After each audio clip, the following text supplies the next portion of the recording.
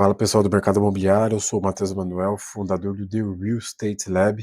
Hoje eu quero trazer um assunto que foi pedido por algumas pessoas no Instagram, então eu decidi fazer esse vídeo de conceitos essenciais e iniciais sobre taxa nominal, taxa real, juros, índices de inflação e a inflação propriamente dita, né?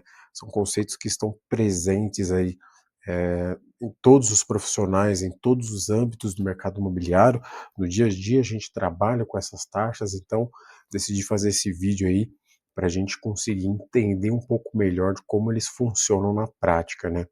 Começando pela taxa de juros, eu já tratei sobre essa taxa em alguns outros vídeos, recomendo que você veja, né, vídeos sobre financiamento, tabela SAC, tabela Price, e também meu outro vídeo sobre conceitos de finanças para investimentos imobiliários, recomendo que você assista, mas para a gente entender os próximos conceitos desse vídeo, é interessante que a gente trate novamente desse assunto.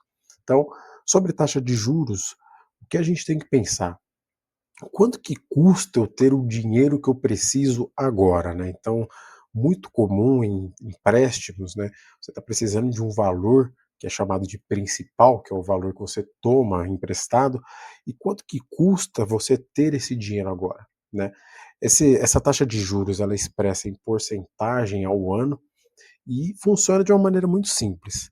Então vamos supor que você pegou R$ 100.000 para pagar em 12 meses a uma taxa de 10% ao ano. Então a conta é básica: 10% de R$ 100.000 é igual a R$ 10.000. Esses R$ 10.000 são os juros que você está pagando, né? Nada mais é do que a remuneração do credor. O credor, quando ele te empresta esse dinheiro, ele está tomando risco. Então, nada mais justo do que remunerá-lo por isso. Mesma coisa quando você investe um dinheiro, você aplica um dinheiro no banco, né? Seja na poupança, no CDB, no CDI, o banco ele está te remunerando por ter pegado esse dinheiro emprestado seu, né? Então, é um conceito muito simples aí, que também está presente em vários âmbitos aí do mercado imobiliário. Agora vamos falar um pouquinho de inflação. Inflação que é um tema um pouco mais complexo de se conversar. E com inflação, eu não quero falar sobre aquela inflação que as pessoas confundem muito, né? Que é a famosa lei da oferta e demanda, né? Quando tem pouca oferta, uma demanda muito alta pelo produto ou pelo serviço, consequentemente os valores aumentam, né? E vice-versa. Se tiver uma oferta muito grande e pouca demanda, aí os valores vão diminuindo, né, vão vindo os descontos. E até as próprias relações do mercado a gente consegue enxergar isso, né, um exemplo é o carnaval. Períodos de carnaval, os hotéis beira-mar, né, que são ali localizados nas praias, eles tendem a aumentar muito significativamente o valor das suas diárias, enquanto no verão as lojas, né, de roupas de frio ali começam a dar os descontos, né? Mas não é desse tipo de inflação que eu quero falar, a inflação da macroeconomia. Então, a inflação real, né, que influencia na nossa macroeconomia, ela é causada por expansão monetária. O que que isso quer dizer? Quando acabou, né, o lastro, né, através do ouro, lá em 1971, o governo teve na mão uma máquina de imprimir dinheiro, literalmente, né, que é a impressora de fazer dinheiro. Só que o que que acontece, né? Tudo tem suas consequências. Quanto mais o governo imprime dinheiro, injeta na economia sem lastro, menor é o valor desse papel. E, consequentemente, os valores, os preços todos aumentam, né? Então, trazendo isso um pouco para a nossa realidade, nós temos o Banco Central do Brasil, né, cuja uma das principais responsabilidades é controlar a inflação através da taxa de juros e emissão de moeda. Então, o que acontece? Quando a economia está desaquecida, né, o governo ele tenta estimular, né, aumentando seus gastos e pagando a conta e imprimindo dinheiro. Né? Basicamente isso. Em contrapartida, quando a inflação está acima da expectativa, ele empresta dinheiro de investidores, né, através do Tesouro Nacional, com uma taxa de juros muito atrativa, consequentemente desestimula você botar seu dinheiro para trabalhar, você tomar risco no mercado e botar seu dinheiro para trabalhar, já que deixar o dinheiro no banco está pagando uma taxa altíssima de rentabilidade, né? Então isso acaba desestimulando você botar dinheiro na rua, né? Então vamos falar agora um pouquinho sobre taxa nominal. O que é a taxa nominal? É bem básico o conceito. Nada mais é do que a taxa de juros que faz o dinheiro render. Então você deixando seu dinheiro lá, o quanto seu dinheiro vai aumentando, né, o valor vai aumentando na sua conta, essa é a sua taxa nominal, bem básico. Então, por exemplo, se você aplicar R$ 100.000 no banco a uma taxa de a uma taxa nominal de juros de 10% ao ano, muito simples. Daqui a um ano você vai ter R$ 110.000, porque 10% de 100 mil é R$ 10.000. Não tem segredo nenhum no conceito da taxa nominal. Trazendo essa taxa nominal a um cenário do mercado imobiliário, a gente pode comparar com o investidor quando ele aluga o imóvel dele, né, para o inquilino. Então, ele está emprestando esse imóvel para a pessoa. E quando ele empresta esse bem, ele recebe um aluguel, que a gente pode tornar equivalente ao juros, né, aos juros que o investidor está recebendo. Então, por exemplo, se esse imóvel vale R$ 500.000 e o aluguel anual equivale a R$ 50.000, quer dizer que o investidor está recebendo uma taxa de juros de 10% ao ano. Essa taxa de juros, no mercado de locações, a gente chama de cap rate, é a taxa que a gente mede a rentabilidade do aluguel pelo valor do imóvel, tá? Só que você pode ter reparado que na taxa nominal a gente desconsidera o fator inflação, né? E é aí que entra a taxa real.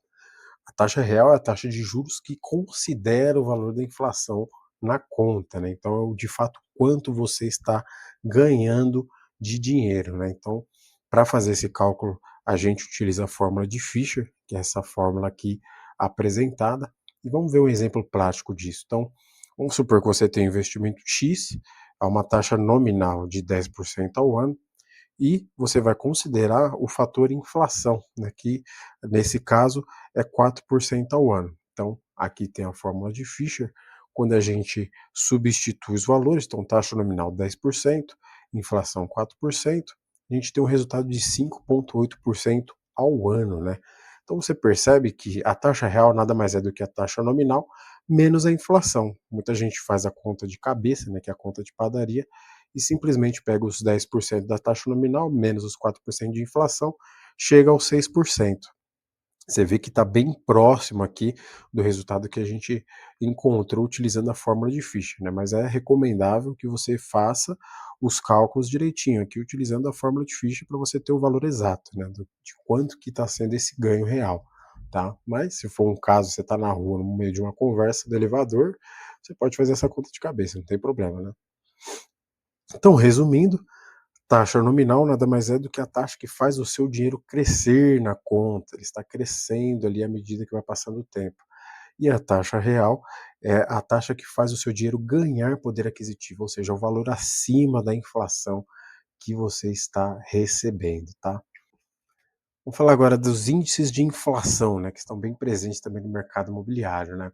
Esses índices de inflação, eles são obtidos ali através do acompanhamento ao longo do tempo de preços de vários tipos de serviço, vários tipos de produto, e eles são calculados por algumas instituições, né, como faculdades ou o próprio IBGE, e a mudança desses preços, né, dos serviços e dos produtos ao longo do tempo, eles nos devolvem esses índices para a gente conseguir trabalhar com eles no dia a dia. Então, aqui a gente tem alguns dos mais utilizados, né, o IPCA, que é o Índice de Preços ao Consumidor Amplo, ele é calculado pelo IBGE, ele leva em conta o custo de vida para famílias que recebem de 1 a 40 salários mínimos, e ele é utilizado pelo Banco Central para definir a meta de inflação. Então, a nossa inflação, nossa meta, nossa expectativa de inflação é pareada com o IPCA.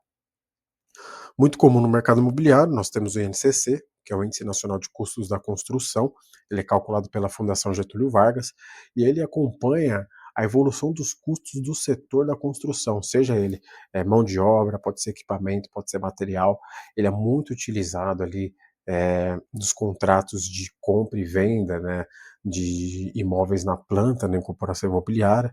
Então, as tabelas de venda, né, normalmente são reajustadas pelo INCC, então está muito presente no mercado.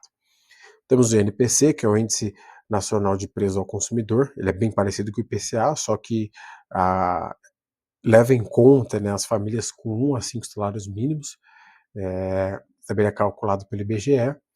Tem o IGP, esse aqui é muito utilizado no mercado imobiliário também, que é o Índice Geral de Preços, ele é um dos mais utilizados, e três índices compõem o IGP, né?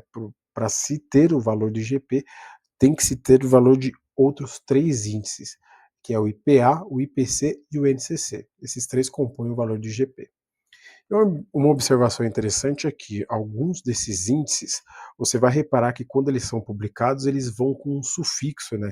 Então, por exemplo, IGP-M, IGP-DI, né, que é o IGP-DI, o IPA-10. E o que significa esses sufixos? Nada mais é do que o período que foi apurado esse valor de referência. Então, por exemplo, se aqui no caso do IGP-M, se o sufixo for M, que significa mercado, quer dizer que o período de apuração desse índice foi entre os dias 21 do mês anterior e dia 20 do mês de referência que você está analisando.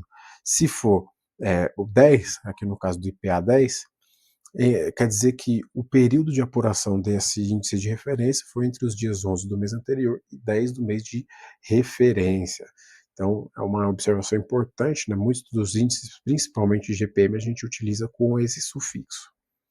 Vamos pegar um exemplo prático de como a gente utiliza esses índices na vida real? Então, vamos ver um caso aqui de reajuste de valor de aluguel.